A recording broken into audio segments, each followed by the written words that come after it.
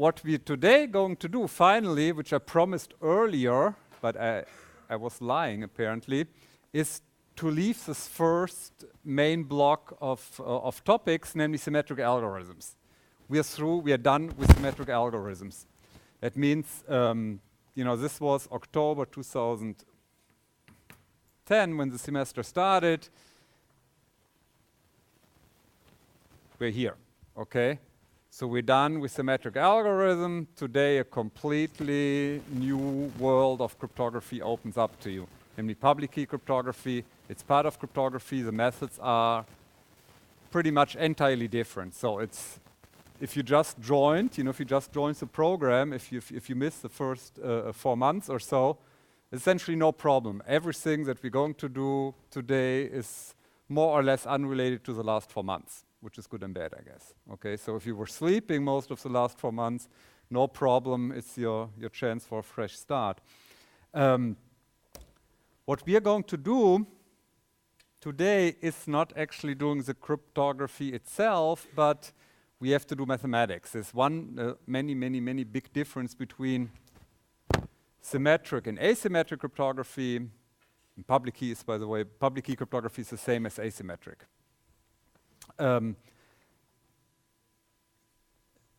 One of the big difference between asymmetric and symmetric ciphers is that they're all based on heavy mathematics, namely number theory. So what we're going to do today, which is only happened one more time till the end of till the summer, is that we are doing for 90 minutes, we're just doing math, new mathematical concepts. And probably some of you might have seen the algorithms we're going to introduce. Namely, we start with the Euclidean algorithm. What we are really interested in, and as the hard part, is the middle part, so you have to be awake, okay? You can sleep in the beginning, at the end, be awake in the middle here. We're going to do the extended Euclidean algorithm, very important. And at the end, we're going to have some theorems. Let's start. So first chapter of today is the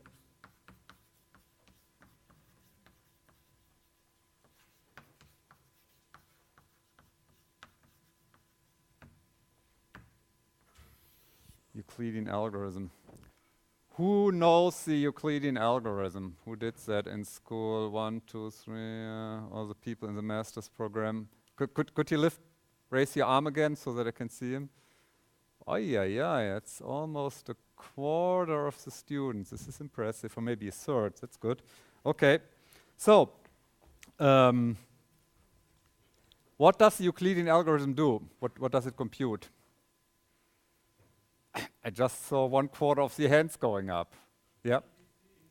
Yeah, GGT, greatest common divisor. Okay. So what the goal is, what we're going to do, and this is going to be very important in cryptography and public key cryptography.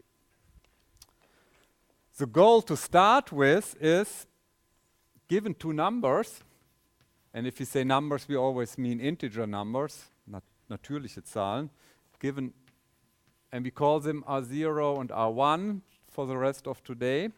Okay. So if somebody gives you 2 integers, we would like to find the GCD or GGT in German, GGT.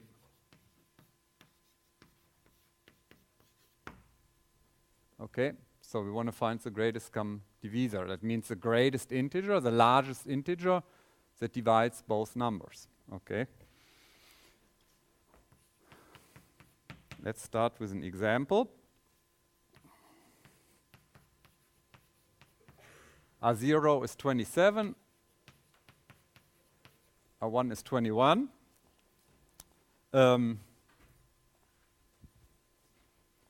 Any idea what the GCD is here? Can anybody do that mentally?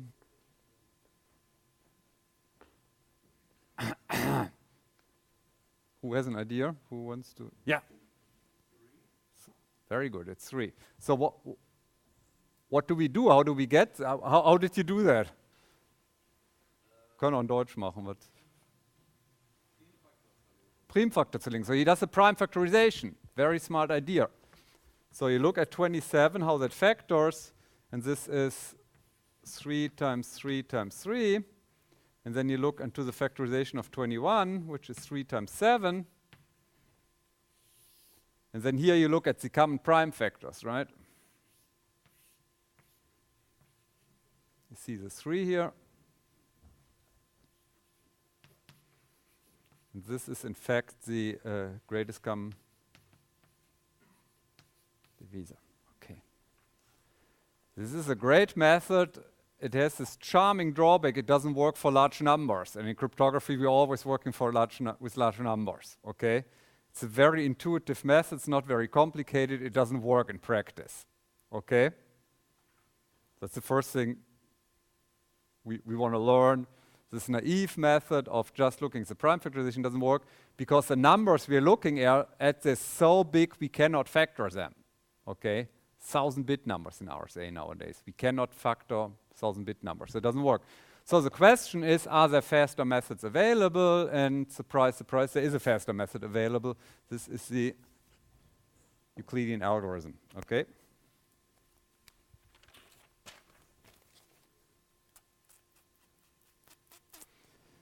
The idea of the Euclidean algorithm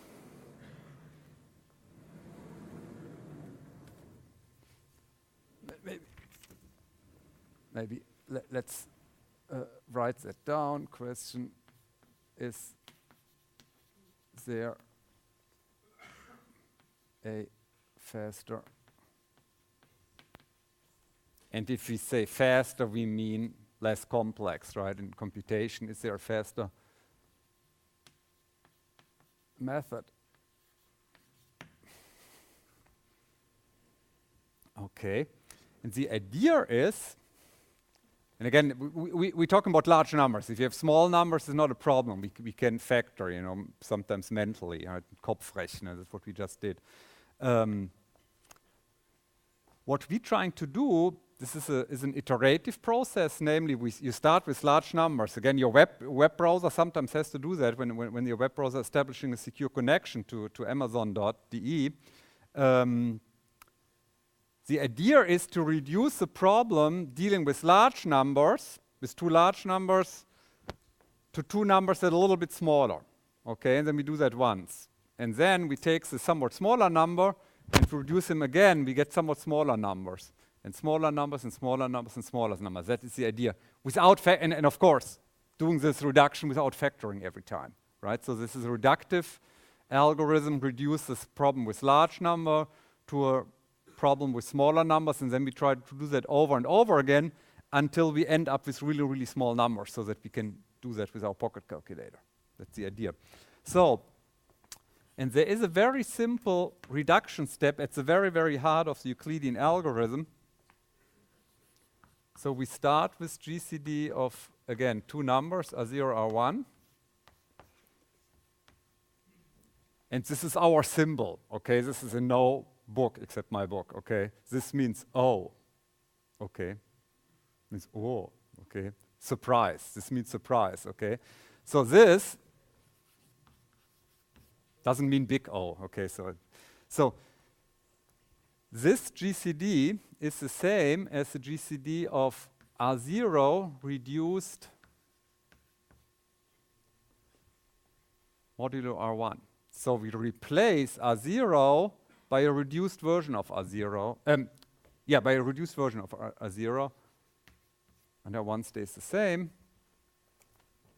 Okay. And then what we usually write is you can swap the operands in the GCD of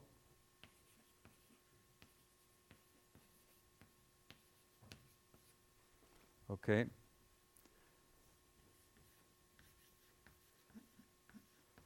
Proof is in the book, in the textbook. And Dayan is also going to do that in the Übung, right? In the help session. Okay, so next week he's going to show you that. It's not complicated, but I don't want to spend some time on that because there are other important things to spend time on today. Okay, it's not that hard to see. And we're going to do, as always, we're going to do examples. So how can we do that now? This is, again, this is just one way of reducing a problem with certain numbers of a certain size to numbers with a somewhat smaller size. Okay, and let's look at an example. And let's look at the example we did before, GCD of 27 and 21.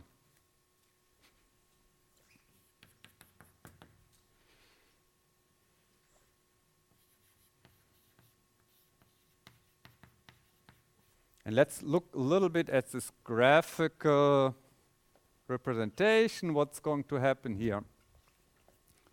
So we imagine 27 as a number that is this long, 27 centimeters or whatever, right? 27 Castile, whatever you want to do. You don't have to do you don't have to be that exact, okay? It's not worth it. So, and then we have 21, which is a shorter box, obviously. Is that right?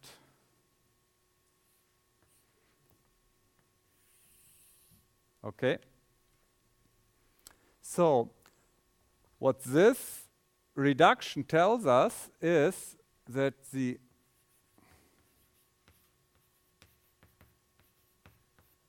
just GCD of the original problem can be reduced to, does anyone know what it's, yeah, maybe let's write it down, 27. What is this here?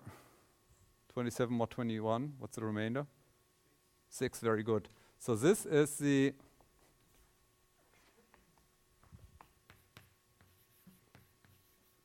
GCD of 6,21. Okay. Where is the 6 in this diagram here? It's this part here, right? This is 6. This is 21. Okay. So this is only thing we did here, visualize, very baby-ish, very graphical, very obvious. We looked at an example for this. Okay, this is not an algorithm. Okay, this is just one formula exploited. We don't even have a proof for this formula. We just believe us. Okay, so now let's turn that into the algorithm, and I already hinted on that. We do that now repeatedly. Okay. Again, we started with this long number 27 and 21. What this tells us now, we can reduce it to a smaller problem. So what we're going to do now is we pretend there wasn't even a problem with large numbers. We just say, well, the problem is only GCD of 21 and 6. Okay? So forget what we did before. We say this is the original problem. Okay? It's not the original problem, but we can pretend that. And then we do the same trick again. So now we have to draw 6, which is rather short. It's maybe this long. Okay. And again, what we're looking at is the remainder of 21 if you divide by 6. So how do we do that graphically? Well, you look at something like this. You have 6, 6, 6. And what's left here? Can anybody laptop open? What is the remainder here? It's 3, right, exactly. So you take 21 modulo 6 as a remainder of 3, so this becomes GCD of 6,3 or 3,6, and then you swap the operands, okay? This is good. And now it's about to get boring, right? Now you do the same step again. You say, we're not interested in solving 27 and 21. We're not even interested in this. We have now really small, nice numbers, GCD of 6,3. And this is a special case. This is a degenerated case. This is an extreme case. Why is that an extreme case? If you look at 3, what is the remainder here? 6 divided by 3, 0, right? And what is the GCD here? It's 3. If you have this extreme case, that's a smaller number, that's a larger number, is a multiple of the smaller number. The GCD is a smaller number, right? You know, if it fits in without remainder. So here we have this case. You have 3, 3. And normally, you know, here we should do that this way. This was always a remainder. There's no remainder here, right? It's 0. So we're there. And at this point,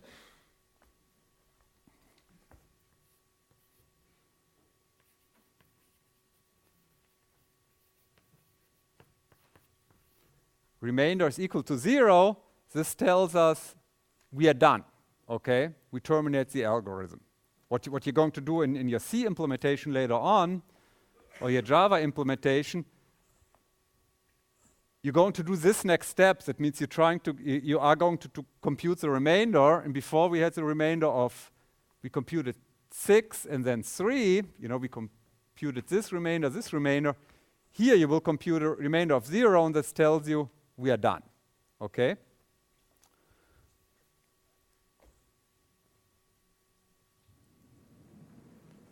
You can write that, if you do that with pencil and paper, you can write that in the following form. You start with 27. And what you're going to do, and I think we did that in the first or second lecture when we introduced model reduction. We had this canonical way, the systematic, basic way of writing a model reduction. And what we did is, you know, we have 27, we want to reduce that module to 21. So what we did is we say this is a multiple of the smaller number, right? And this is a quotient here. So you have to fill something in here plus the remainder, okay? What is the quotient here at this point? What do I have to write down here? 1, exactly. This is 1. And there's a remainder of 6, what you see before, okay? This is kind of the first step that we did, okay? And now we do the same spiel. Before we did it with 27, 21, now we do it with 21 and 6. Do you see there the second line? Again, you have to compute the modeler, so you can, this shifts to the left. So you write this 21 is equal to multiple of 6. You know, you have to put the quotient here plus the remainder. What's the quotient here? Very good. What's the remainder? 3, yeah. Okay. Now you do it again. Instead of dealing with, originally we dealt with 27, 21, then we replaced, you know, we shifted them over. And now we're dealing with 6 and 3.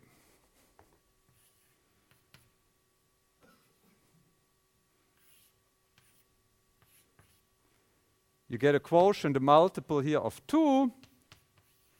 It's a remainder of 0, okay? And what I would like you to do is now you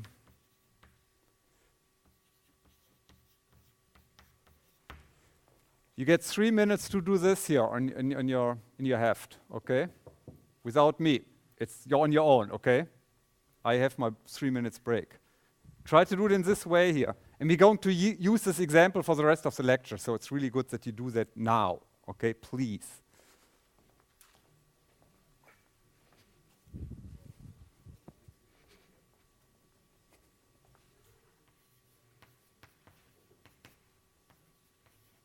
This is what I mean. Starts this way, okay? And don't use pocket calculator or your iPhone or whatever pocket calculator, right? The numbers are really nice. You can do them mentally.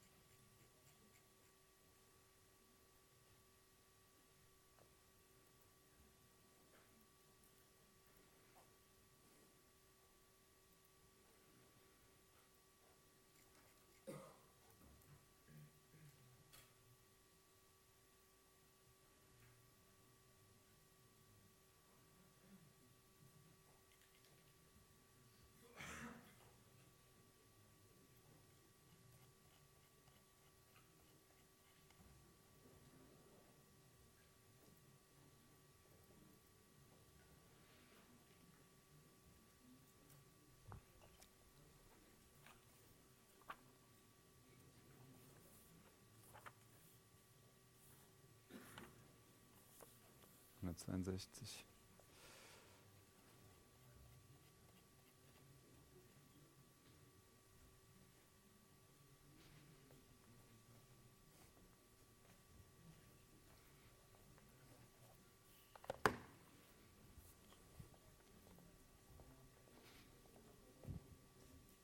Any results? Is anybody done? 7 is very good. 7 sounds good. Okay. So this is 3 times 301 plus 70. Again, you shift them over. Here you see that the 70 fits in 4 times, and the 301 gives you a remainder of 21.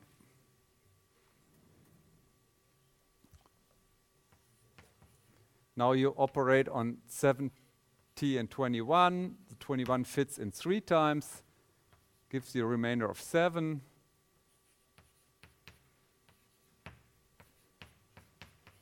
Okay, so.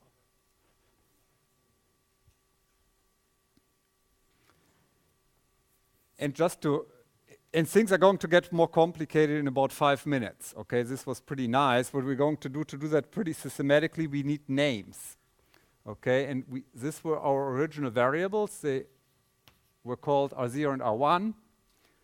This is the first new remainder, the first remainder that we computed, the first new number. So this we call R2.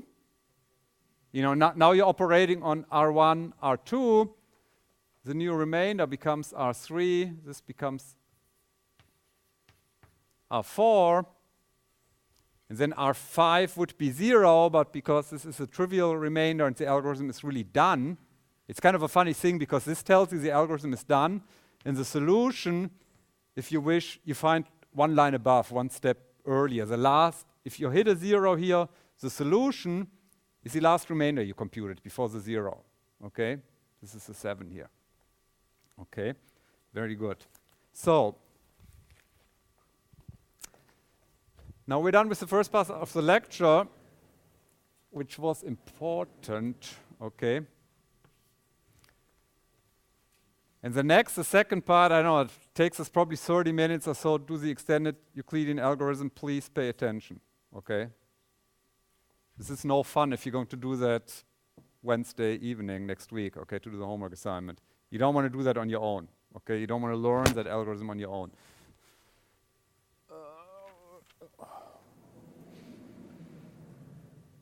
Okay, so chapter 2 of today's lecture is the extended Euclidean algorithm.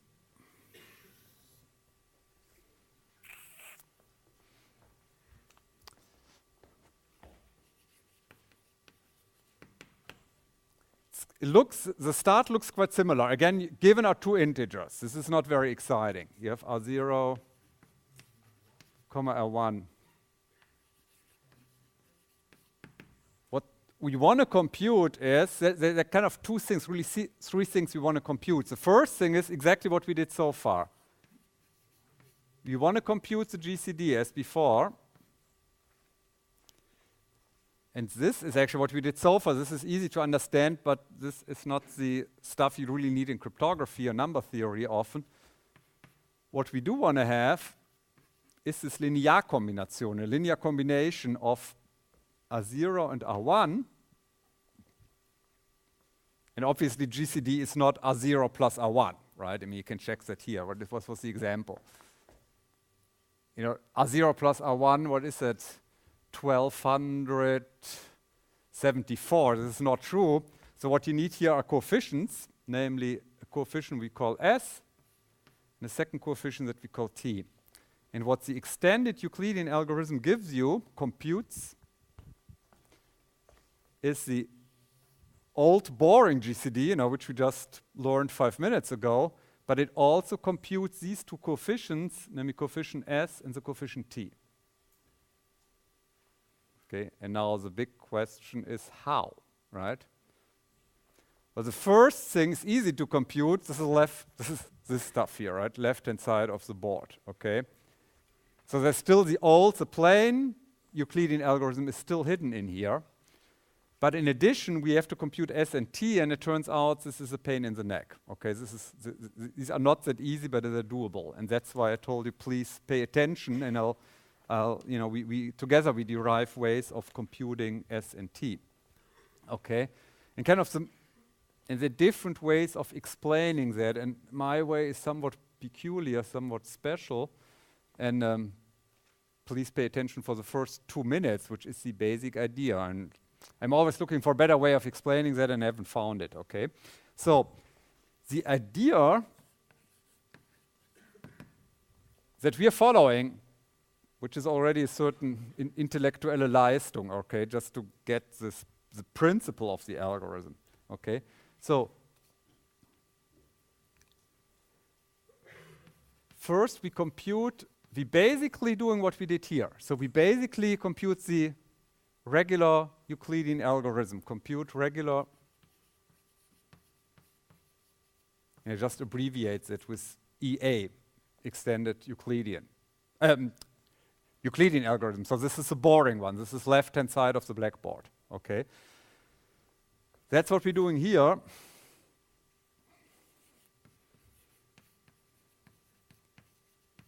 As before, you start with the GCD of R0 and R1. And how do we compute that? You know, you always look at this representation. You say R0 is a quotient times R1 plus a new remainder R2, okay?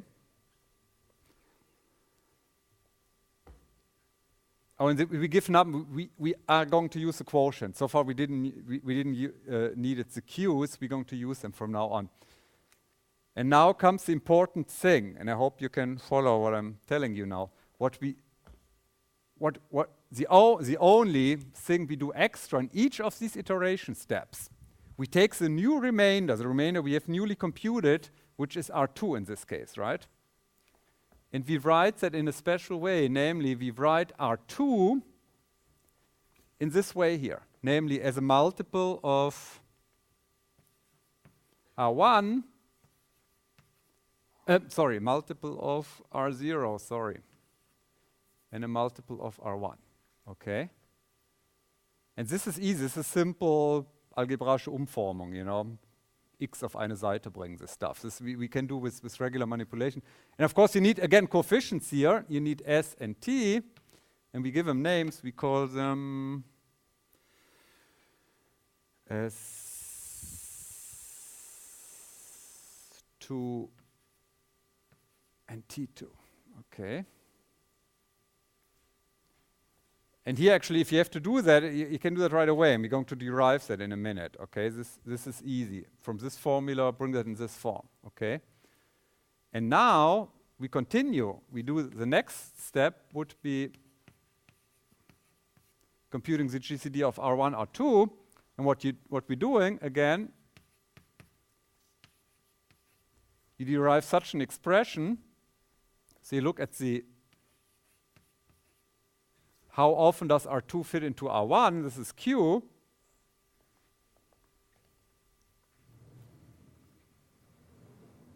Which was, in the second line, was 3 here in this example, right? So you get a Q plus, and this is maybe more important, you get a new remainder R3, and now you have to wake up, okay? This is what we're going to do.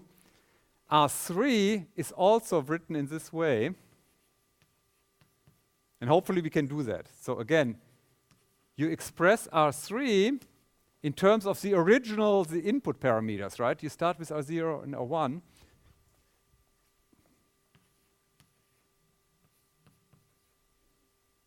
Okay. And how we do that, this is kind of this is the hard part. How can we actually write it this way? This is, you know, it's going to be the next 2 blackboards. Okay, we're going to show you that. But why is this a good idea? What happens at the end of the algorithm? At the end of the algorithm,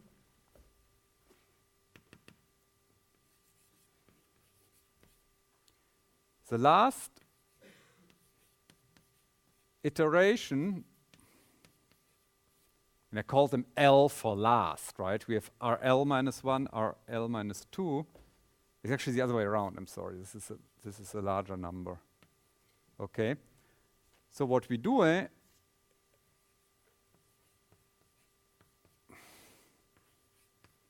QL minus 1 times RL minus 1 plus RL, okay? The next iteration, the remainder will be 0. So this is the final equation that we compute. This is dot, dot, dot, right? Dot, dot, dot. So what's happening here is now, again, somehow, right, we will be able to write RL in this way, okay? That means we have SL plus TL, okay? And here, if you want to write that down, in the last line we have RL minus 1 is QL times RL plus 0 here. You get the 0 here. So this is the last RL is actually the last remainder you computed, okay? And now it's really the hard question, and again, I hope my explanations work. Does anyone know why we won? If we can do that, why have we achieved what we want to do? Why are we there? Does anyone know why? What is this RL here? Does anyone know? That's the GCD. That's the end of the algorithm, right? This is the 7 here. Okay? This is the last remainder that we computed. This is the GCD. But GCD of what? Of the original problem of R0, R1.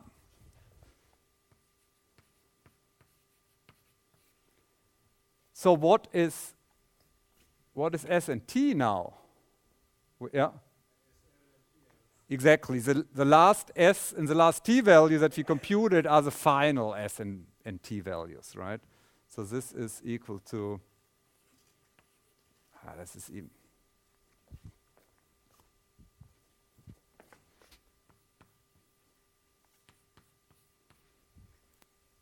C'est ça, okay?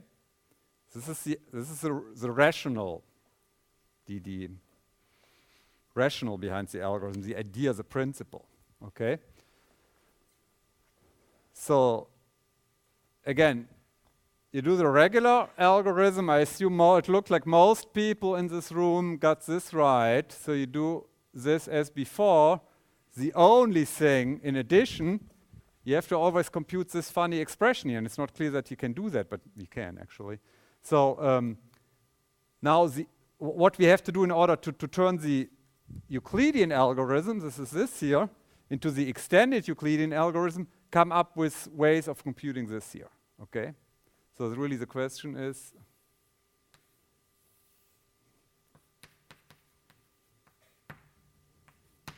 how do we do this stuff? And this is what we're going to do now.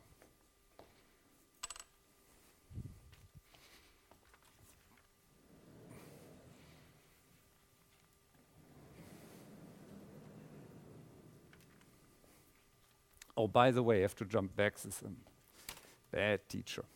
Before I started the second chapter, extended Euclidean algorithm, we did this here, right? And what I wanted to show you, I'm sorry, is on page 162. This is the Euclidean algorithm pseudocode, which is pretty close to C coding, okay? So you go in with R0 and R1. This is a loop that terminates with this condition here, right? This is what we had. If Ri is the new remainder you compute in every iteration. If the remainder is not equal to 0, you continue the stuff. Otherwise, you terminate, and the last remainder, last non-trivial remainder you computed is a solution, okay? So it's essentially like 2 lines of code or so, and this is what you did before, okay? Do you have already C? Do you have the C class already, the C lecture? Programmierung in C? Do you have that already? Next semester, is that right? I think, yeah, next semester. In C, there's this inline commands. You can, I had once a student who wrote the entire Euclidean algorithm, and I'm not joking here, in one line.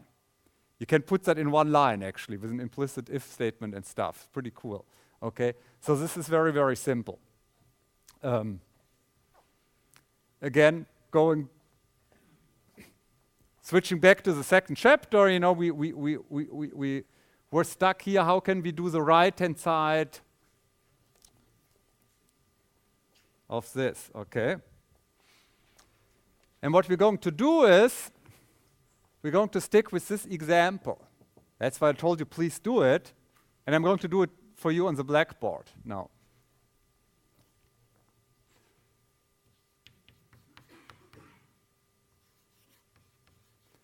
So again, we have the same numbers. We have 973 and 301, 301. And what we would like to do is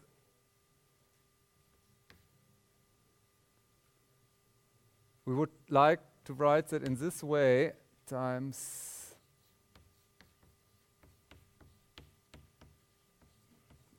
and we do know the GCD from here, right? Because we all did that before. So I can maybe write that down. So this we already did. This is the regular Euclidean algorithm. That's the GCD. What we don't know what S and T is, and this is not that obvious, okay? But now let's try to follow this master plan, okay? So here we have I, which is the iteration counter. And this is one thing in this Euclidean algorithm, because we call this R0 and this R1, so 0 and 1 are taken already. So the algorithm starts with this Zählvariable, you know, the counter set to 2, okay? Very confusing, I know. But it makes it easier. So what you do here is you take 973, and again you decompose that into multiples of 301, which is 3, and I'm just copying what's over there, plus 70, okay? And here are the variables. This is R0, this is R1, and this is a new remainder. We computed R2. So what we said above, and now we have to start thinking. We want to R2, which is 70, we want to express it in this form here, okay? So what we're looking for is a multiple of 973 plus a multiple of 301. So I'm looking for two coefficients. What do I have to write here and here? And we can get that out of this equation. This is really easy. The first time is easy. What do I have to, 70 is equal to what? What do I have to write down here? This is 1, right? It's 1, and you know, it's just my notation to stress, you know, the brackets, eckige Klammern to stress, this is a coefficient. What's going in here? Anyone know? Looking at this here. Auf die andere Seite bringen, right? So it's minus 3. Can you read that? This is supposed to be minus 3. Okay. Wasn't that hard, okay? It's getting more difficult. So now let's do the second iteration, which the iteration counter equal to 3. So now we go in with 301 is a certain multiple of 70. Namely, how often does the 70 fit in the 301? We saw that before 4 times, and I think most people hopefully did that before. And we get a remainder, a new remainder of 21. So what? And this is the remainder R3. And again, the rule is always look at the new remainder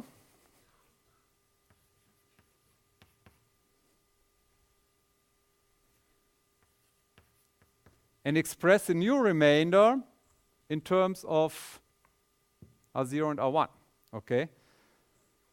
So what we're trying to do, probably just use this equation that worked before, right? Just do algebraic operation on this reduction equation we just had. So what do? Is we we say this is 301 minus 4 times 70. Okay. Now you look at this equation, and now you have to start paying attention. This is the first time really we get into the function, the mechanics, the details, das Getriebe of the algorithm. The 301 is good here, right? Because, t times 301, so this is our 0. What is bad here? The 70, right? We want to have a multiple of 301 plus a multiple of 973. So how do we get rid of the 70 here? Very good. This is the answer of today, the line above, okay? Why is that? You replace the 70 with this expression, and here you find nicely 70 is represented by 973 times something plus 301 times something, okay? Einsetzen. You go one line up and you substitute. Gonna fit that in here.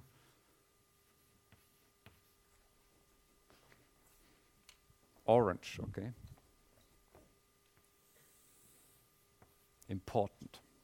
Orange means important, okay? So 301 we keep untouched.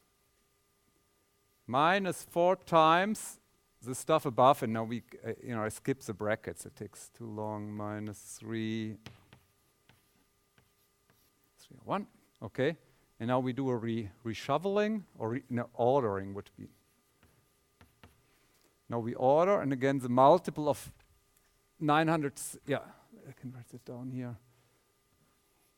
973 plus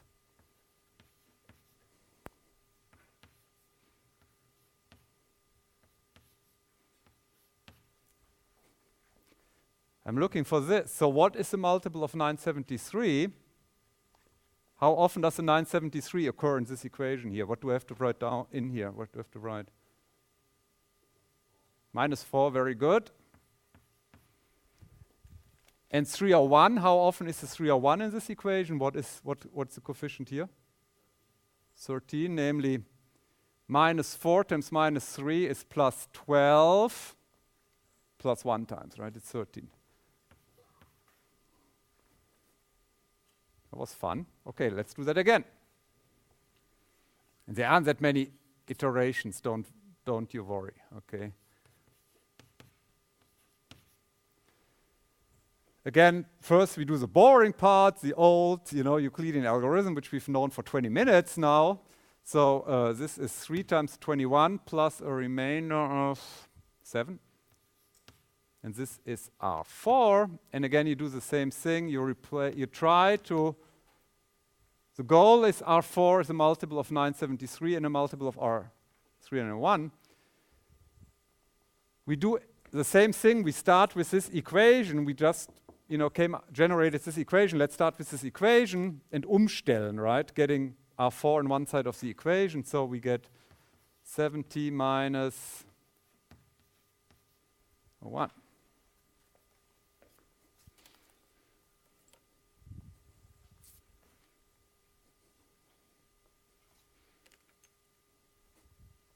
So now we have, before, remember, we had one problem. 301 was okay. The 70 was bad. Now things look bad. We have a 70 here, and we have a 21 here. How do we deal with that? Again, what's it? That line above is halbe Miete, half the rent, but the line above doesn't save us completely. What else do we need? Yeah. The line above and the line above, right?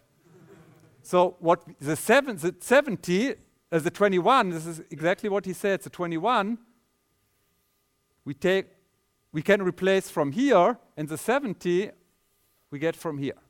That means, and this is the general rule, go back one line, go back the second line. This has all the information you need in order to succeed.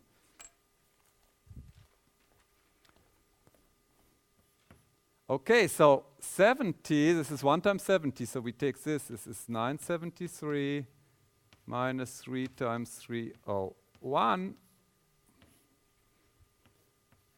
minus 3, and now we go into 21, which is this line here, which is minus 4 times 973 plus 13 mal 301. Okay, so actually a more exact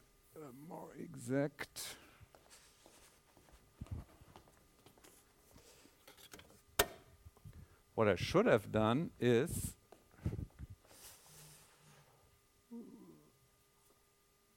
it's no big deal, don't panic. So this 21 you get from here, and this 70 you get from here. Okay.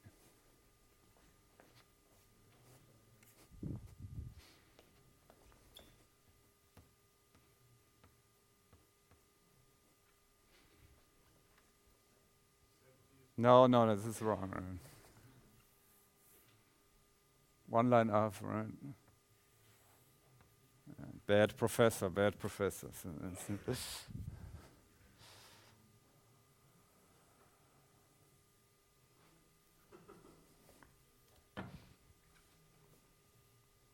this better? Yeah, I think. Okay, so now we have to reordering of the coefficients.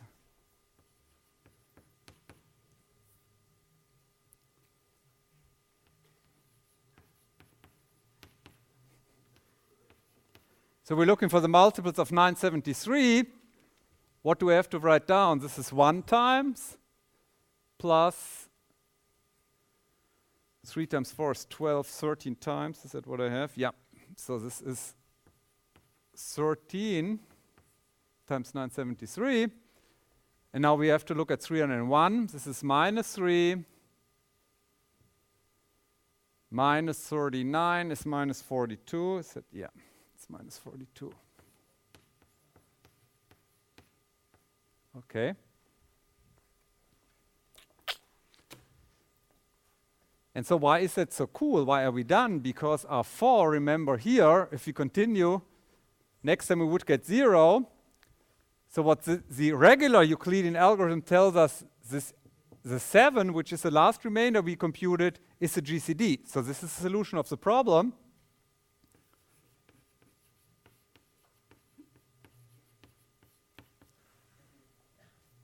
So our 4 is the solution of the regular Euclidean algorithm. And by the way, our 4 can be written in this way.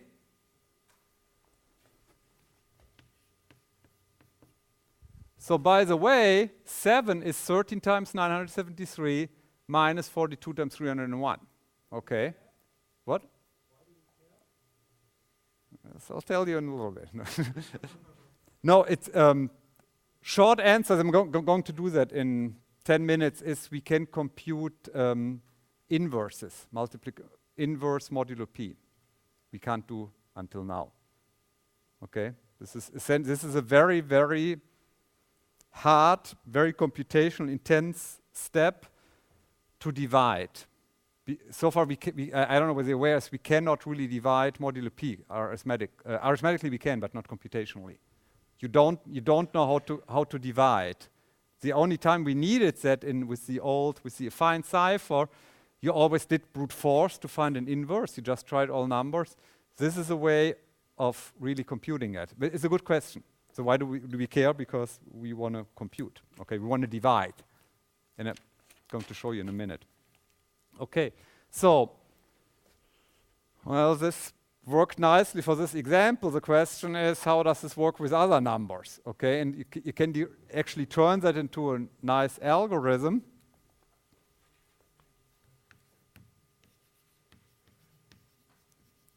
In general, we have the following situation. You're inside the algorithm. You know, after 10 iterations, or maybe it's the second iteration, but let's assume you're there after 10 iterations.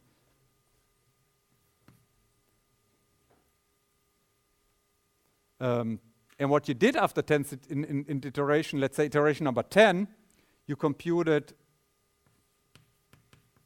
Si minus 2 times R0 plus Si minus 2 times R1, T, I'm sorry, Ti minus 2 times R1, right? So this is the right-hand side. So you have this line, and then also given is the solution to the next iteration. This is Ri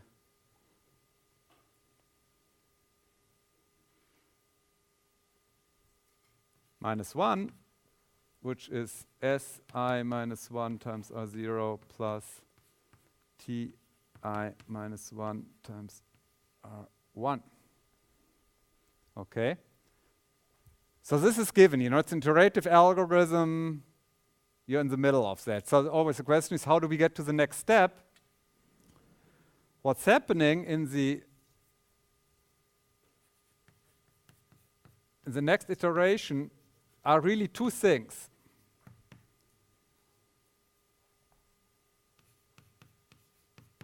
The regular Euclidean algorithm, this is what we have on the left-hand side there. The regular Euclidean algorithm gives you this equation,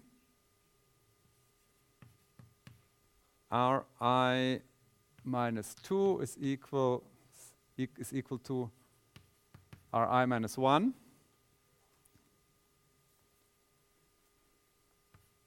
times Qi minus 1 plus, this is the new remainder Ri. So this is what we wrote on the left-hand side. So now we're going to do what we always did on the right-hand side, with the yellow lines, this part of the blackboard here. Please pay attention, this is the best part of the lecture. Stop playing cards, pay attention, at least for this moment. You can go back, but for 1 minute, please, please. So what you're going to do here is what we did for this one example, I do in general now. This is a new remainder you just computed. So now you take this new remainder and rewrite the equation above. You say, okay, Ri is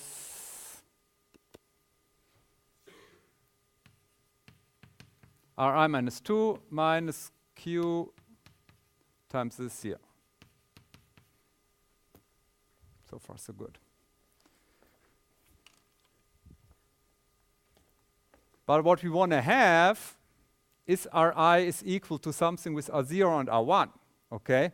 And this is what we said before, the golden rule is go back one line and go back another line. And this is exactly what we're doing here.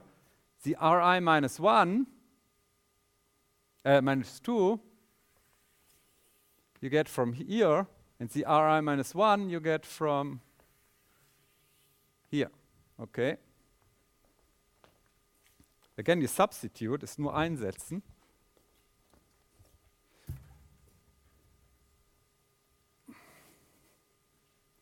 And then we get Ri minus 2. I'm just substituting this whole thing here. This is Si minus 1 times R0 plus Ti minus 1 times R1 times Ri minus 2. So this is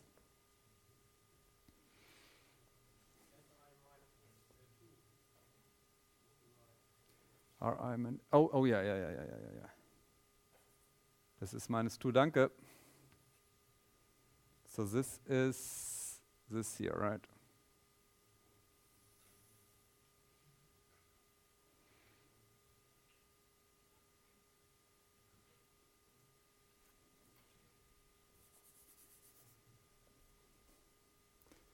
Minus Qi minus 2 times this here, okay? Ri minus 2 we get from the second line here, so you have to, it's a lot of writing, a lot of indices we copy the second line.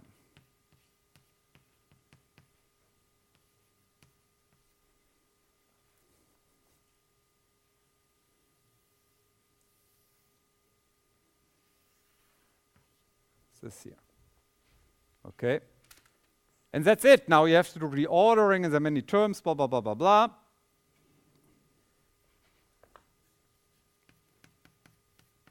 If you reorder that nicely, you get the expression Si minus 2 minus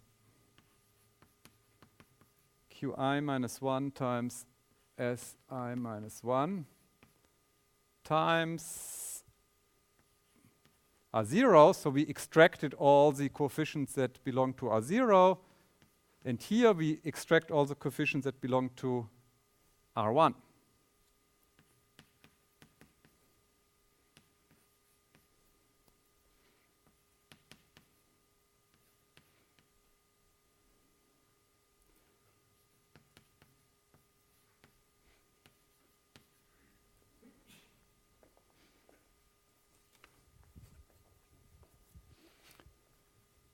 Now there's a lot to follow here. And what kind of simple name do we give to these brackets here? Zu dem Ausdruck in den eckigen Klammern. What is the name for this? What's the new name? Exactly, this is Si. This is Si times R0. And now, really difficult, what is the name of this expression here? This Ti.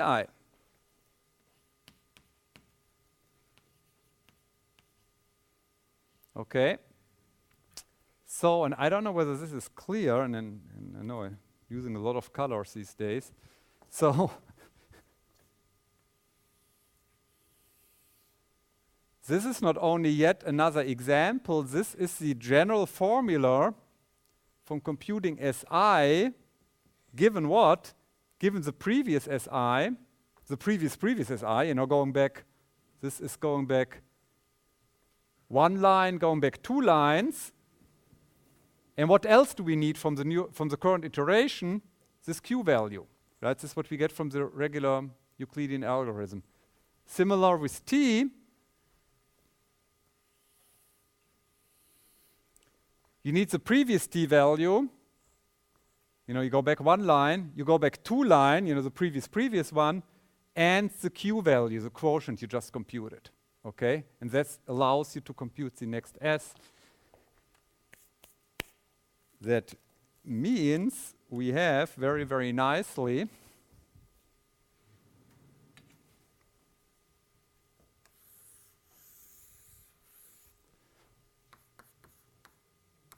recursive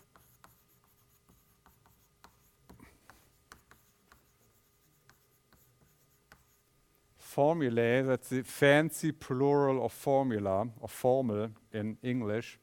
Recursive formula for the S coefficients, namely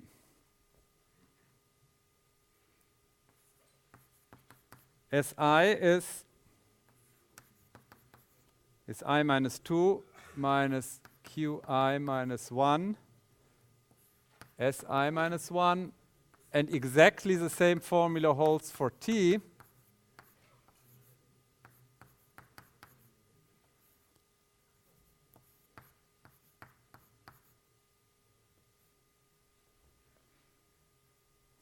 Okay, and this holds for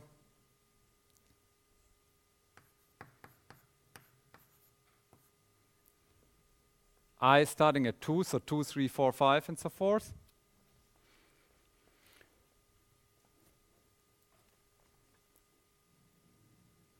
This is exactly what we've seen here. This is exactly what we derived here. Okay. So right now, this time there was no hand waving. We actually derived an algorithm here.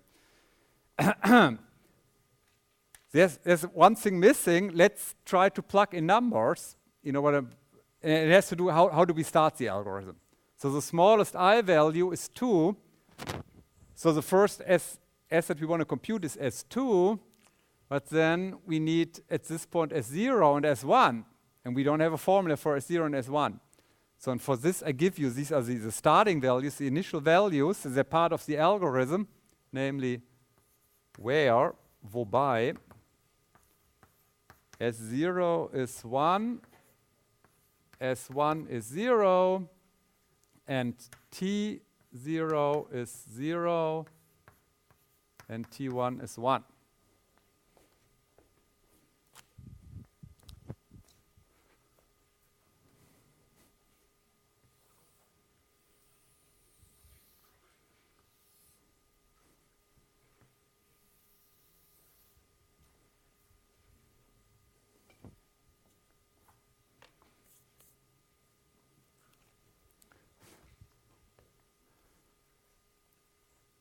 And this is a time where I'm skipping. This is not clear where these starting values come from. I think there's a homework assignment in the book. I don't know whether we give them to you.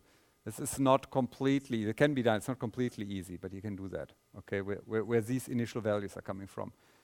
This is the recursion you need. If you look in the book, there's a, how do you turn that into an algorithm you want to program, or you have to program? There's the algorithm up there. Blah, blah, blah, blah, blah, initialization, boring, boring, boring, boring, boring. What is not boring are the line 1,4 and 1,5. What you see here is this here. Okay, so at the heart of the algorithm, are the computations of the S values here and the T values, okay? What you do before here, this is a regular Euclidean algorithm, line 1, 2, and 1, 3 is just a complicated way of computing the quotient, okay? Quotienten berechnen, okay? And as you see, at the end of the algorithm, your final S and T value are just the last values from the algorithm, from this iterative algorithm you ran. So the hard part is over. You can go back to sleep. You can start playing cards again there, this line. You can start again. So what I'm going to do now is, this was the really hard part of the lecture. It was an excellent question before. Why? You know, why? I mean, this problem, where did we start? What's the first board here?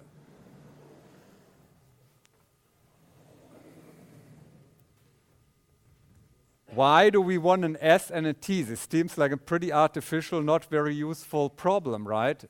But it's super important. The opposite is true.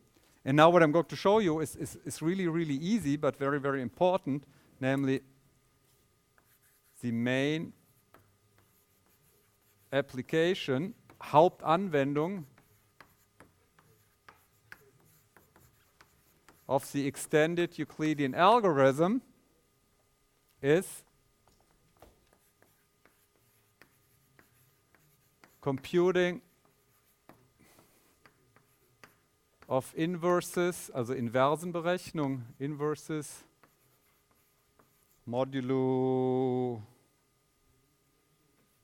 n, call that modulo n. And this is really easy, okay?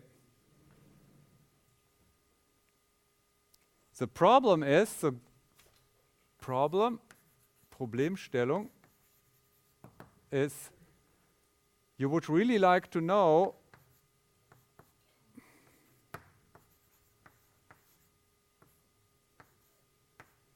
what the inverse of A is.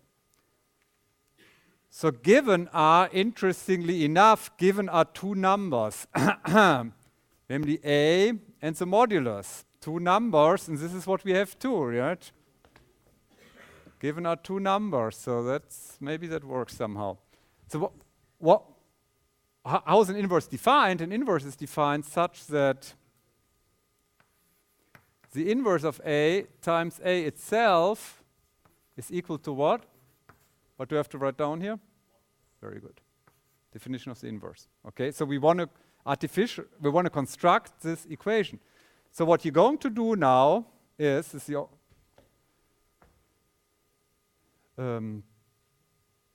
plug A and N, that means the element you want to invert and the modulus into the extended Euclidean algorithm.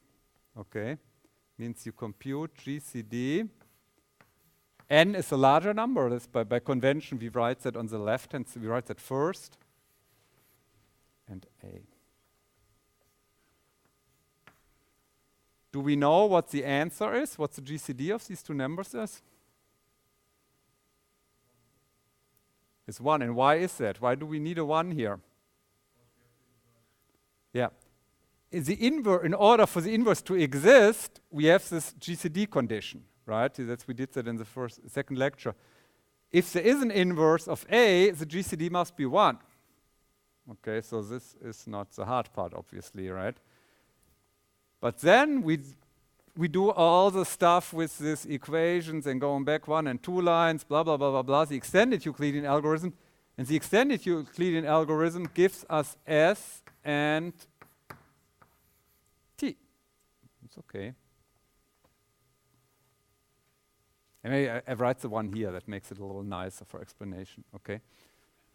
Everybody with me? So again, the extended Euclidean algorithm gives you S and T. And why is that really cool? And now the next step is the nice one. You have this equation over the integers, and now you say, well, let's take this equation modulo n. You can do that, right? This is an integer equation, it holds. So you reduce this part modulo n and this part modulo n. Well, we don't, 1 modulo n stays modulo n. What happens S times n modulo n? What is that equal to? No, not S. S was a good try, but it's wrong. 0. Yeah, what's the remainder of n divided by n is 0. So this doesn't cancel out. This is 0. So what's left is T times A is equal to 1 modulo A. And now you should see the light. Okay? What is the solution? What is the inverse of A? You see that? Compare, really hard, really difficult. Compare this equation with this equation. What is the inverse? T. This is cool. Yeah, thank you. Okay. That means this T parameter, that means the parameter of the smaller number in the extended Euclidean algorithm is the inverse.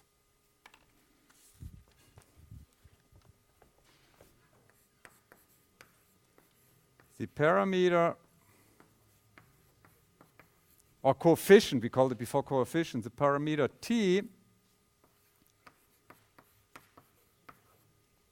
of the EEA, extended Euclidean algorithm, is the inverse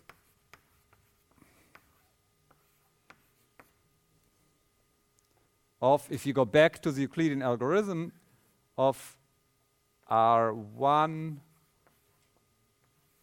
modulo R0.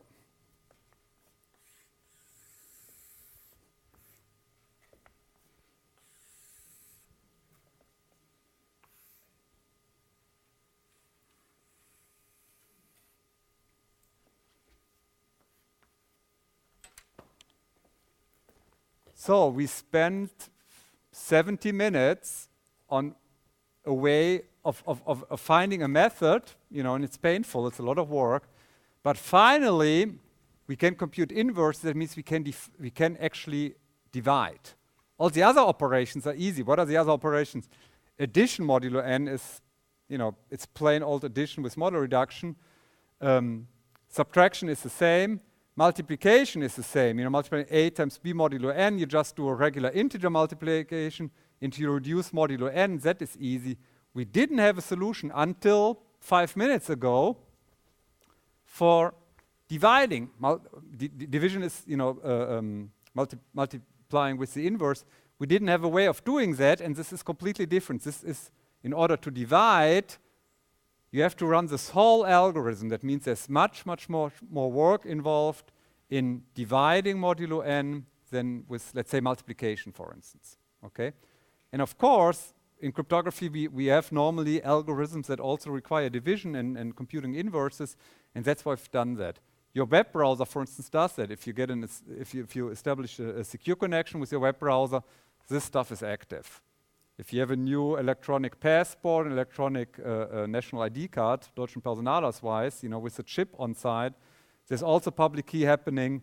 This is one of the things that are happening here. Okay, so this is really very real, and what you're going to do from now on, about every other week, so every 2 weeks, I'm going to introduce a new public key algorithm. There's 3 or 4 main algorithms we're going to do here, 5 almost. And in almost all cases, as you can imagine, write down an algorithm, this is how you encrypt, or this is how you compute a digital signature.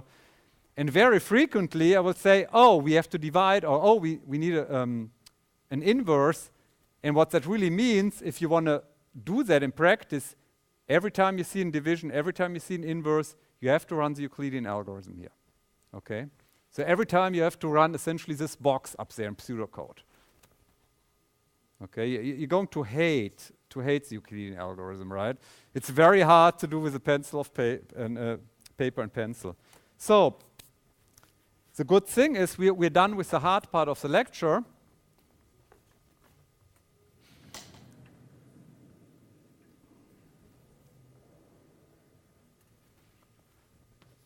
And now we have a collection, I think 3 or so theorems. That means results from number theory, which we're going to present without proofs. They're important, okay? But they're more or less facts that I give to you. I'm not going to prove that because it would require another 90 minutes or 120 minutes maybe. So, and there's 3 different theorems I want to present to you. Some theorems and such. Also auf Deutsch einige Theoreme und sowas. Ja, weil the first thing is not a theorem, right? So that's why. Okay.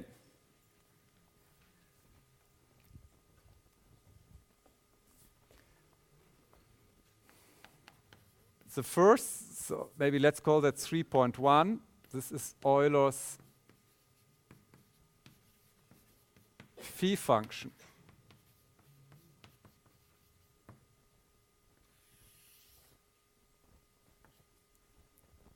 Euler's phi function, Eulersche phi-Funktion. Okay. So what is that? And this is actually it's going to be very, very, very, very important next week when we talk about RSA. RSA, in turn, is the most important public key crypto system. So this is an important little, whatever function I'm going to tell you. For some reasons, which are absolutely not clear at this moment, but they will be clear in 7 days from now. For some reason, it's in cryptography very interesting to solve the following problem. Namely, you have Zm, that means a set of integers starting from 0, 1, up to m minus 1.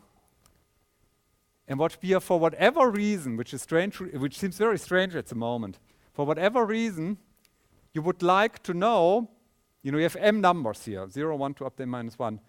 You would like to know how many of these numbers are relatively prime to m. That means, for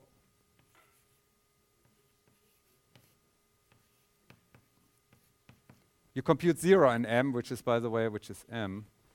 And then you compute 1 and m, you get some result. You get 2 and m, you get the result.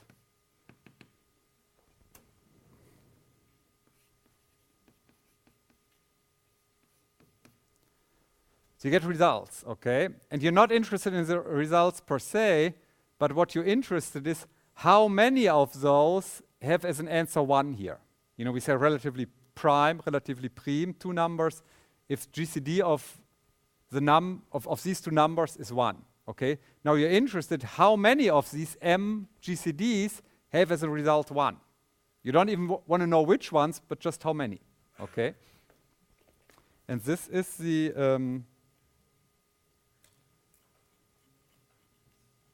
that's the definition in the book.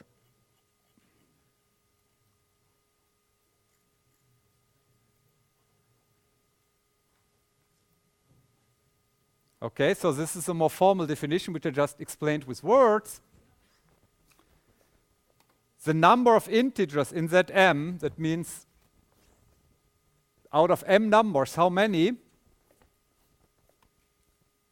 that are relatively prime to m is denoted by phi of m. This is Eulersche Phi-Funktion. What is this? Let's look at an example. Okay. So what you need at this point, here is the definition, right? Which is number definition 631, 6.3.1 from the book. Okay, I'm not going to write that down here at this point, right? It's on the wall and you all have the book. But let's look at an example. Let's look at m equals 6. That means z6 is this set of integers. And now run through all elements. So we compute GCD of 0 and 6 is actually 6, 1 and 6, 2 and 6, 3 and 6, 4 and 6, 5 and 6.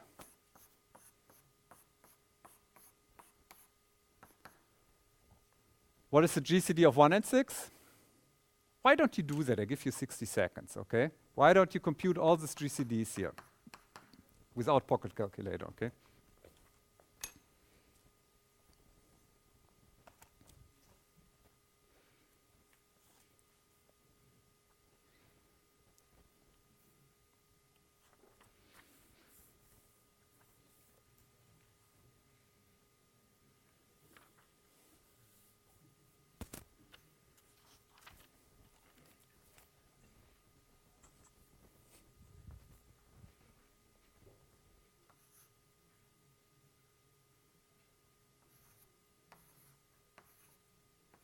Okay, and now we're looking for those results that are relatively prime, which are this here. This is the result, this one. So this one, and that means we say 1 and 6 are relatively prime, and 5 and 6 are relatively prime. Okay, so and I just mark them with a star. And what Euler's phi function does, it counts the stars. Okay, you look at this, you count the stars, 1, 2, and therefore phi of 6 is 2. C'est ça, that's it, okay? Very, very important cryptography, very important for your web browser, okay? Very important function. So, and now you know that there's a crypto system RSA. Again, we're going to do that next week. And if you want to break RSA, you have to factor. Who has heard about this? Is cryptography and factoring has something to do with each other? Who has heard that at some point in your life? About 22% of the people, 30% of it. Okay, so, and this is at the very heart of that. Namely, as you will see, RSA, which is in every web browser, it's the most widespread public key crypto system, asymmetric crypto system. If you want to break that, you have to be able to compute the Eulersche Phi-Funktion, Euler's phi function, okay? So, but not for 6. You know, we all did that, right? It takes 1 minute. Really long numbers, 2000-bit numbers nowadays, very often. So the question is, how can we do that for very long numbers? Okay? There are 2 ways of doing that. One thing is you do the list here. The problem is, if you have 2000 bits, this list has 2000 entries, and this is, you know, more than the atoms on universe, blah, blah, blah, blah, blah. Okay? That means this brute force approach, simply computing all GCDs, doesn't work if you have to compute 2 to the 2000. Okay, you know, the sun will have cooled down and everything, right? So this is not going to work. The question is, is there any way of computing Eulersche Phi-Funktion quicker? And luckily there is, which is, maybe let's write that down as a question.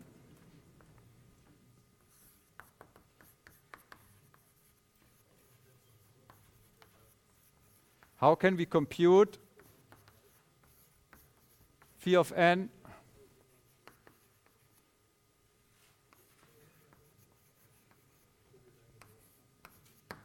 for large n? Okay, And luckily, there's a pretty easy formula for that, which is, answer is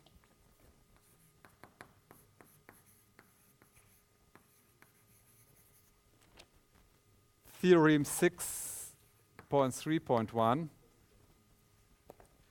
which I think is on the next page in the textbook, hopefully. Yep. Okay. Namely, so it's a little hard to read. We're going to do an example, and then things will be easier so often in life.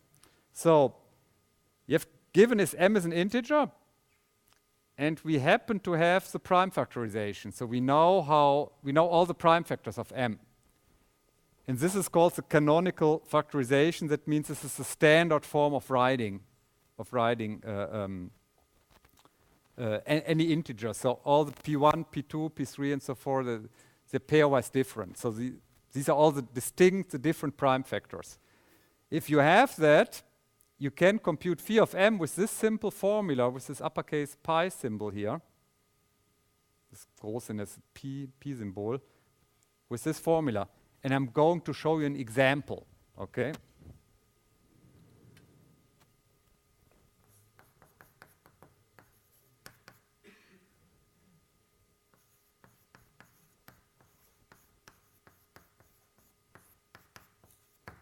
So we would really like to know what the phi value of 240 is. One way of doing that is counting stars. We can do that, right? The problem is, now let's say by hand, you have to compute 240 GCD. Enjoy, right? This is no fun. We don't want to do that. The better way is in this formula. The first thing that we do, we write m nicely in its prime factor. So this is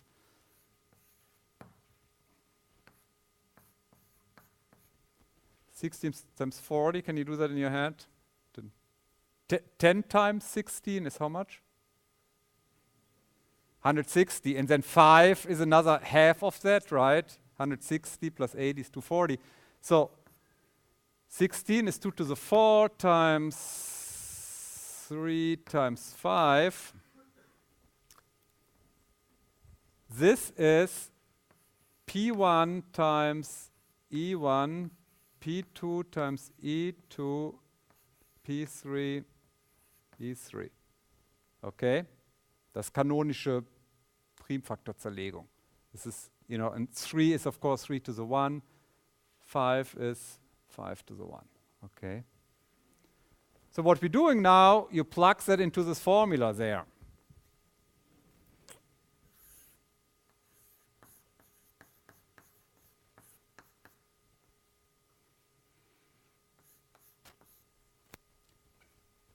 What is n in this for 240? What is the value n here?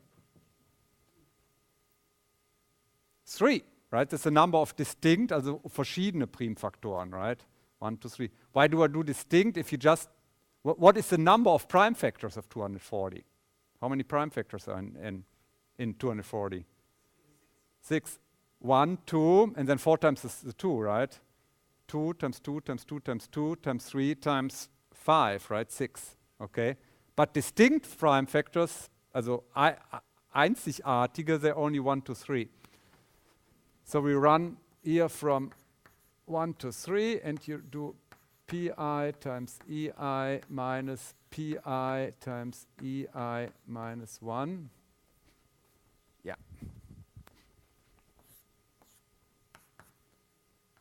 And then this is not a summation, this is a product symbol, right? The uppercase pi is a product symbol. So this is 2 to the 4 minus 2 to the 3 times 3 to the 1 minus 3 to the 0 minus 4 to the 1 times minus 5 to the 0. Das ist 16 minus 8 ist 8. 3 minus 1 ist 2. Und 5 minus 1 ist 4. Stimmt das? Ja. So this is 2 times 4 is 8. 8 times 8 is 64. Okay? Again, that means if we do this little Gedankenexperiment, if you go down 240, if you actually write 240 GCDs, and you take the red chalk again, die rote Kreide, you would make 64 red stars in that, right? So there would be 64 lines where the GCD is 1, okay? Again, this is much faster. And now, just to jump a little bit ahead, what's going to happen next week, and a lot of people don't know that about RSA. If you want to break RSA, the only thing you have to do, you have to compute phi. If you compute phi, it's just an Euclidean algorithm. It's really boring, okay? So the only thing you have to compute phi. And now there are 2 cases possible. So you have a number m you have to compute phi of, right? M is unfortunately not 240, it's 200 bits long. Really long number, 600 decimal digits, really, really long number. Now there are 2 cases possible. So one case is you do know the prime factorization. That means you know that it factors this way, and then you use this formula here. That means if I ask you for the phi value of an integer, you know the factorization, it means you know the p values here, you simply use the formula. Even for really large numbers, this is easy. Okay, no big deal. This is case 1. The attacker in RSA, if you want to break RSA, and you do not know, if you don't know the prime factorization, it's really hard, okay? One thing you can do brute force. It means you have to compute 2 to the 2000 GCDs. Actually, there's somewhat better ways out there, but not much better, okay? And this is at the very heart of the security of your web browser. And certain German bank cards also use RSA, for instance. That it's really hard to compute the GCD if you don't know the Eulersche Phi-Funktion, Euler's phi function, if you don't know the prime numbers, okay? You always have m is always public, it's part of the public key, everybody knows that, but it's really hard to compute the factorization. If you do know the factorization, it's really easy to compute phi of n. So now I have 2 little things, and I just show them here on the board. The 2 other theorems that are important for RSA, not quite as important, not quite as fundamental. Okay, so there's Fermat's little theorem and Euler theorem, and I just want to show you them here on the wall. Okay. By the way, there's das Fermatsche Theorem or Fermat's last theorem in English. And this is very important, and this has nothing to do with this one, okay? This is called Fermat's little theorem, or in German often der kleine Fermat, okay? So this is not a very deep result. So this tells you, and it's somewhat surprising, if you have an integer a, and you have a prime, if you compute a to the p, so you raise something to the pth power, but everything mod p, the result will be again a. Strange, strange, strange. Okay, so this is 17th century was Fermat. Okay. Blah, blah, blah, blah, blah. That's the first theorem. Okay. The other theorem is a somewhat more general form. Look here. So what we did here is you take a and raise it to the pth power. And now for Euler is more general. What Euler theorem does, you do a, you do modulo m as before, but now you take it not a to the mth power, but a to the phi of the mth power. Okay? So if you have 2 integers, a and m, and they must be relatively prime, that's a side condition. If you do that, compute a phi to the m, the result is always 1, which is, if you're not used to modular arithmetic, this is a strange thing. We have kind of our feeling tells us you have a, and then you do an exponentiation on a. You would think that this grows and grows and grows and grows.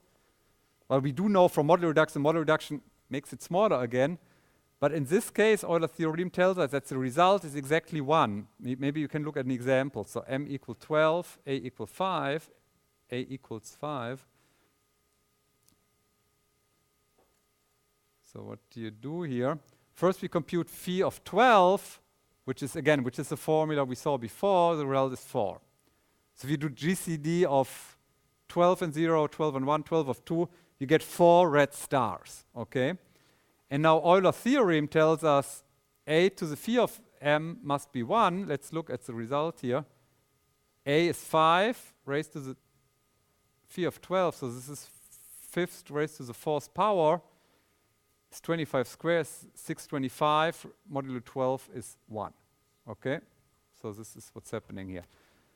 It was very fast. Again, we're going to use these results more after the spring break in April. That's it for today. Thank you very much.